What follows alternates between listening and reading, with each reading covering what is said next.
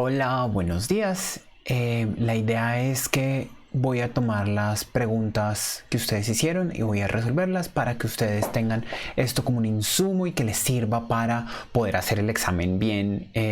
Y pues yo, a pesar de estar en licencia, puedo hacer este poquito de trabajo y puedo ayudarles un montón. Entonces creo que vale la pena hacerlo. Y pues bueno, listo. Entonces la idea es que hoy vamos a ver un poquito de sus diferentes preguntas. Las preguntas sobre Kun las dejé a un lado por dos razones. La primera razón es que eso no van a entrar en el parcial. En el taller que tienen que hacer esta semana no va a entrar, entonces lo voy a dejar de un lado. Y la segunda es que muchas de ellas se adelantan exactamente a los temas que vamos a estar viendo. Vimos la mitad del libro de Kun, la otra mitad del libro de Kun está señalando exactamente ese mismo tipo de problemas que ustedes ya vieron. Entonces, pues vamos a ir viendo, vamos a ir examinando, pero ustedes ya se están adelantando justo al tipo de cuestiones que van a ser cruciales en el desarrollo de la propuesta kuniana. Entonces, vamos a empezar con el repaso. ¿Listo? La idea es, yo voy a ir discutiendo las diferentes preguntas y vamos a ir hablando al respecto. Bien. Entonces, aquí tenemos las preguntas. Las preguntas que ustedes formularon y que muy amablemente me mandaron al correo a pesar de que no estaba funcionando el OneNote, entonces muchas gracias. Tenemos aquí estas 5 preguntas que corresponden a los temas antes de Kun. ¿Listo? Primera pregunta, ¿cuál es la diferencia entre un juicio necesario y uno analítico? Segunda pregunta, ¿cuál es el problema de entender la sinonimia en términos de definición? Tercera pregunta, ¿qué implicaciones tiene para la concepción heredada que no haya juicios analíticos? Y estas tres corresponden un poco a lo que veíamos entre la relación entre Quine y la concepción heredada. La cuarta dice, ¿por qué el hecho de que no pueda haber una relación uno a uno entre experiencia y significado de los términos implica a su vez que no pueda haber una relación uno a uno entre experiencia y enunciados? Esto está un poco en relación con Quine y la concepción heredada, aunque no la entendí muy bien, voy a tratar de responderla. Y la última dice, Popper está de acuerdo con Hume en el hecho de que no existe un sustento racional a la inducción, pero entonces esto implica que rechaza a esta como método a través del cual opera la ciencia. ¿En qué consiste la alternativa que propone? Entonces vamos a ir viendo estas diferentes preguntas y las voy a estar tratando de responder. Entonces empecemos con la primera.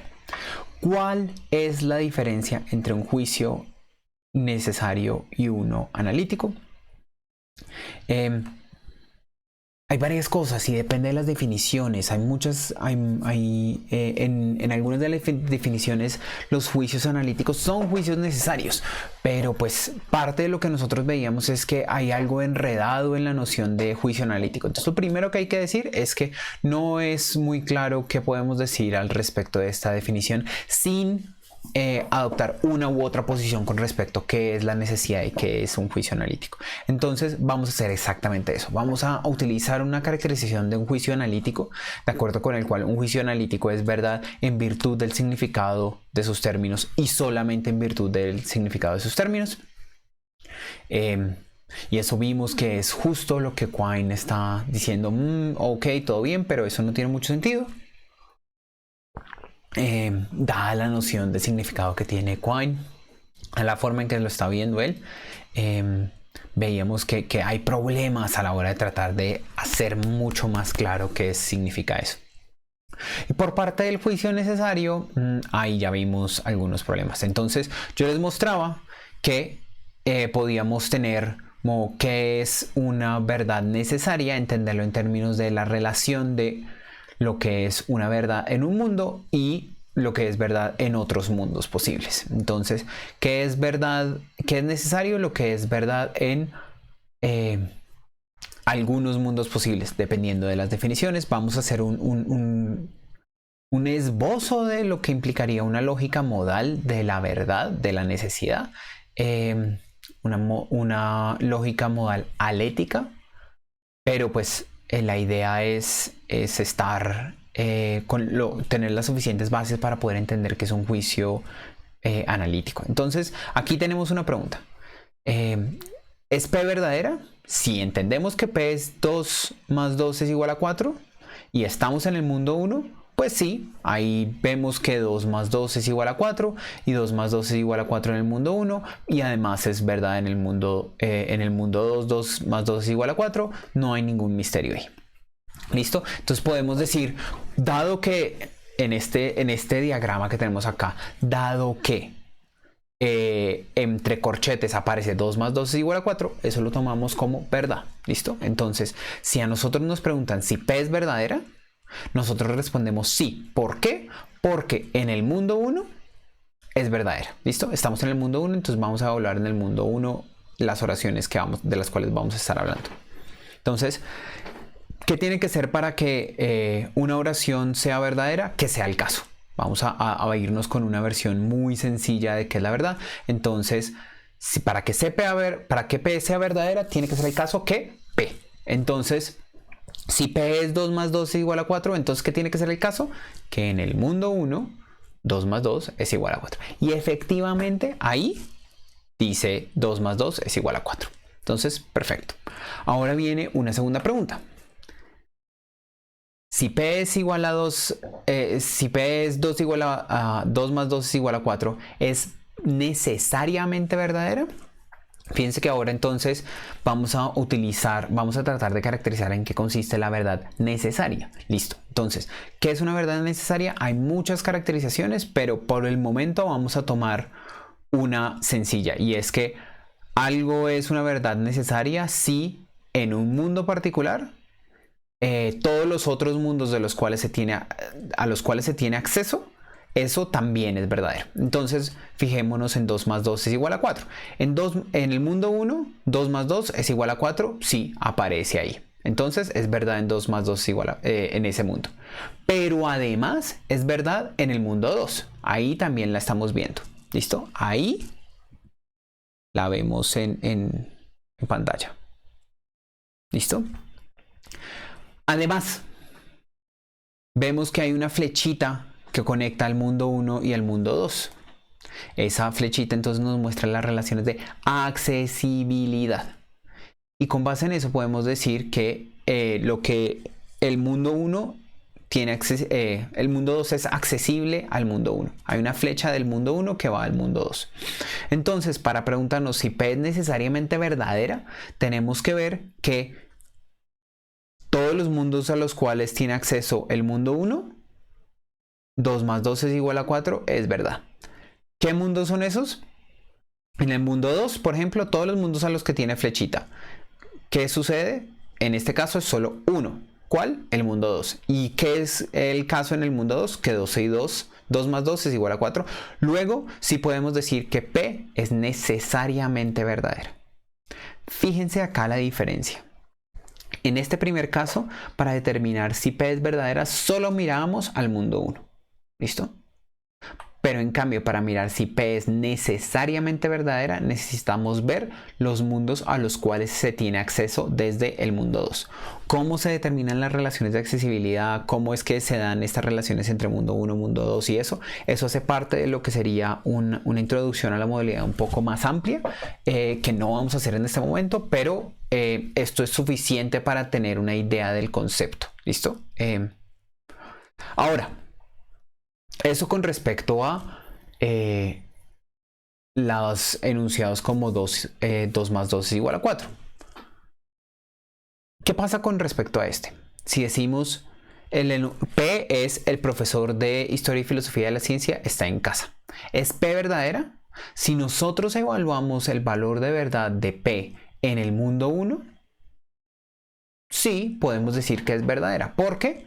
Juan Camilo Espejo Serna, que soy yo, que soy el profesor de Historia y Filosofía de la Ciencia, está en su estudio el domingo y el estudio está en su casa. Entonces sí, el profesor está en su casa. ¿Listo? Podemos decir eso que es verdadero en el mundo 1.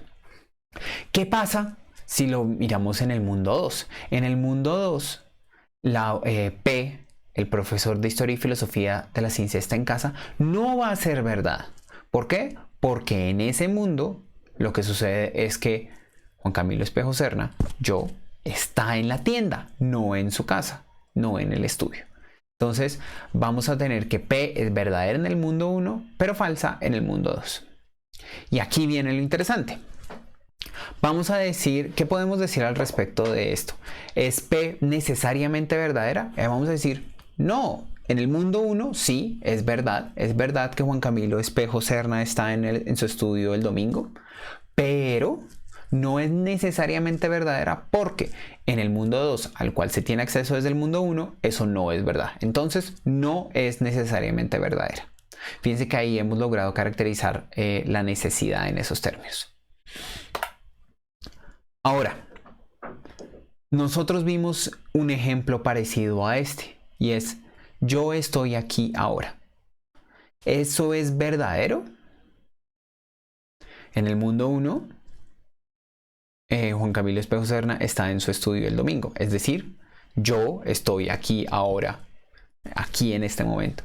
Yo que estoy enunciando esta oración y que yo que estoy en el estudio en el domingo y que esto es aquí y esto es ahora, entonces va a ser verdad en este momento. En el mundo 1, esa oración es verdadera. Pero, ¿qué pasa en el mundo 2? ¿Qué pasa con la oración yo estoy aquí ahora en el mundo 2? Si aquí y ahora refieren al estudio a este momento, pues entonces no va a ser verdadera. ¿Por qué? Porque en el mundo 2 está en la tienda. ¿Listo?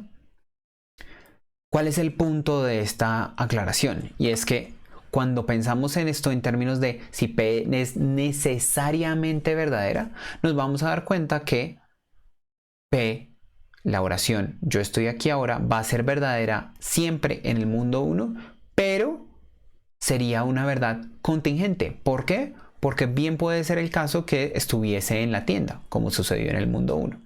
¿Listo? Fíjense que las nociones son diferentes. La noción de necesidad tiene que ver con las relaciones con otros mundos y cómo es que son en este aparato teórico que estamos llamando los mundos, cómo es que son las cosas en los mundos, cómo es que están entre esos circulitos acá, cómo se dan las cosas. En cambio, las oraciones analíticas de lo que dependen es exclusivamente del valor, del significado de sus términos, de qué significa yo, de qué significa aquí, de qué significa ahora. Y eso no tiene ninguna relación con lo que son otros mundos. Perdón, la falta de sueño.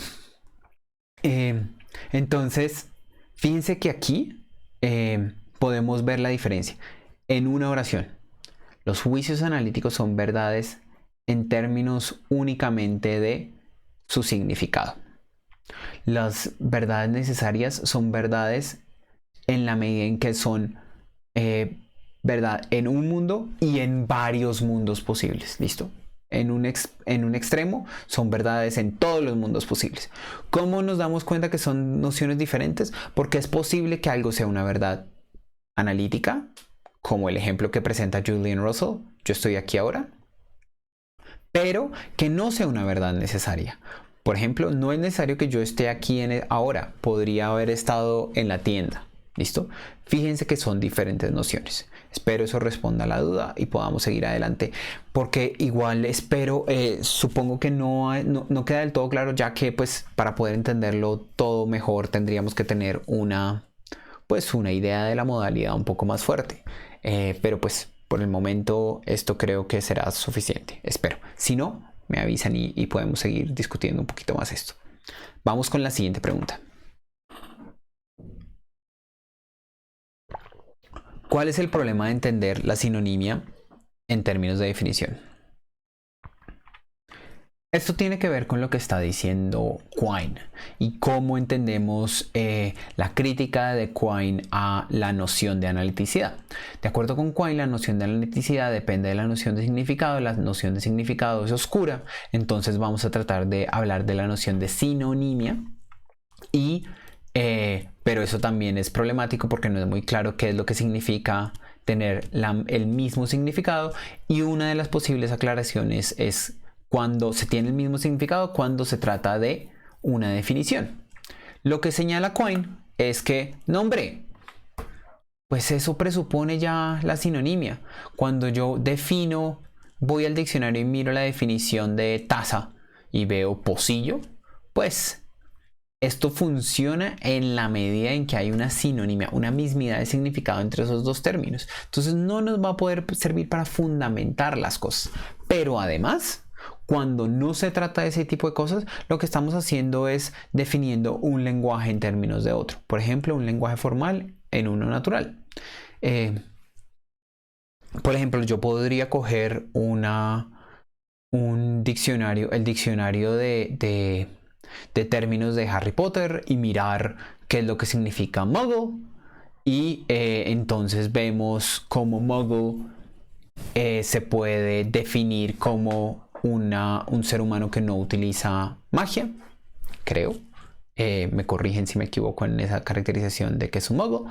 Y entonces podemos ver ahí una caracterización. Pero lo importante es que fíjense que estamos teniendo un lenguaje extraño, el lenguaje de Harry Potter, tratando de explicarlo en términos de el lenguaje ordinario nuestro común y corriente. Nosotros también podemos hacer eso con el lenguaje formal, como el lenguaje que ustedes ven en lógica 1 y lógica 2, y como eso también sirve para, se explica en términos de el lenguaje ordinario que usamos.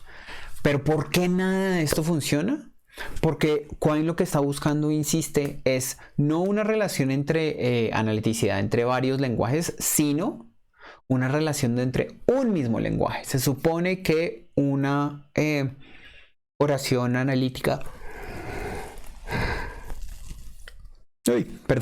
una verdad analítica es una verdad en virtud del significado de sus términos. No necesariamente tendríamos que apelar a otros lenguajes y eso solamente complica las cosas. Para Quine eso no es aceptable. Puede que tuviésemos algún tipo de caracterización de ese estilo, pero Quine va a decir, estas no son el núcleo de lo que me preocupa. ¿Listo? Bien. Pasemos a la siguiente pregunta.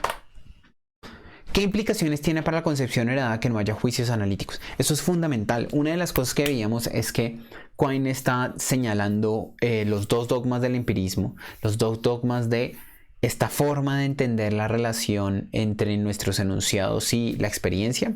¿Y cuál es el problema fundamental?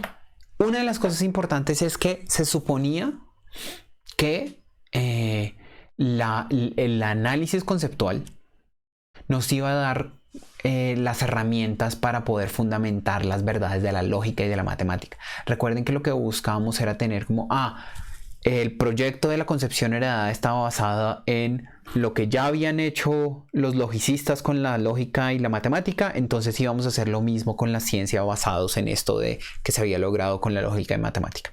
¿Qué pasa? ¿Cuál es el punto de la crítica? Pues es que la crítica va al núcleo.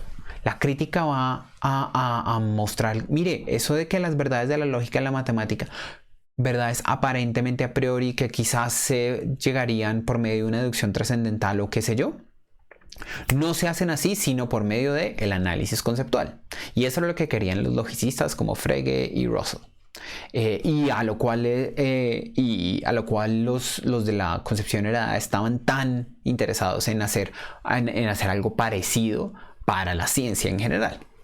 Poder, por medio del análisis conceptual, llegar y dotar de significado y asegurarse de que no estaban haciendo esta metafísica que les costaba tanto trabajo a ellos aceptar como algo sensato, y querían que todos los términos tuviesen significado. Entonces, si no tenemos verdades de la lógica y matemática como verdades analíticas, perdimos el fundamento que estaba acá. Entonces, si la idea era la fundamentación de la matemática y de la lógica, el sueño de los filósofos analíticos tempranos, pues con esto se derriba una de las fuertes bases de este proyecto de la concepción heredada. ¿Listo? Espero eso responda a la pregunta. Siguiente. ¿Por qué el hecho de que no pueda haber una relación 1 a 1 entre experiencia y significado de los términos implica a su vez que no puede haber una relación 1 a 1 entre experiencia y enunciados? Esta no estoy seguro de haberla entendido muy bien, pero voy a intentar responderla. El punto es que si no hay una relación 1 a 1 entre términos y la experiencia que les da significado, entonces, ya que un enunciado está compuesto de múltiples términos, pues entonces tampoco va a haber una relación 1 a 1 entre enunciados y experiencia. ¿Listo?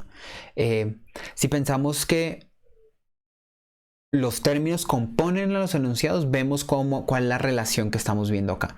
La pregunta era, ¿por qué la relación 1 a 1, el que no haya una relación 1 a 1 entre experiencia y términos implica que no haya una relación 1 a 1 entre experiencia y enunciados? La respuesta es que los enunciados están compuestos de términos. Entonces, si no hay relación 1 a 1 entre términos y experiencia, tampoco va a haber una relación 1 a 1 entre enunciado y experiencia. ¿Listo?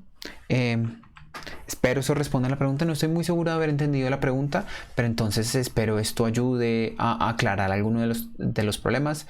Y bueno, me escriben si no queda del todo claro. Siguiente pregunta. Popper está de acuerdo con Hume en el hecho de que no existe un sustento racional a la inducción. Pero entonces esto implica que rechaza esta como un método a través de la cual opera la ciencia. ¿Y en qué consiste la alternativa? La respuesta a esto es sí. Popper no quiere aceptar la inducción como el método de la ciencia. Eso es lo que él dice, como no, mire, esto no es ni una cuestión psicológica ni nada de eso. Eso no es un mito ahí que se inventaron en algún momento y hay que decir que la ciencia opera por medio de inducción. La ciencia no se trata de hacer observaciones y luego inducir de ellas teorías. Ese no es el punto. ¿Qué es lo que sí dice Popper? Popper dice: la idea es que la ciencia opera por medio de conjeturas y refutaciones, no por medio de inducciones. La relación entre las observaciones y la teoría no es una donde hacemos observaciones neutrales y por medio de la inducción llegamos a generalizaciones y que esas son las teorías, sino que más bien la ciencia lo que hace es, a partir de uno o dos datos, ¡pum!, salta conclusiones y luego intenta refutarlas. Y si sobreviven estos embates, si sobreviven esos intentos de refutación, ahí tenemos una buena teoría científica y vamos a seguir adelante, vamos a seguir con esa hasta que nos dé, hasta que la logremos. Espero que con esto resuelva sus dudas. La idea era revisar todo y responder algunas dudas puntuales al respecto. Muchas gracias por habérmelo mandado al correo y poder así ofrecer mejores respuestas a algunas de las cosas. Voy a dejar unos links a otros videos que hice sobre la concepción heredada para que los repasen si quieren. Y no siendo más entonces, muchas gracias. Nos vemos.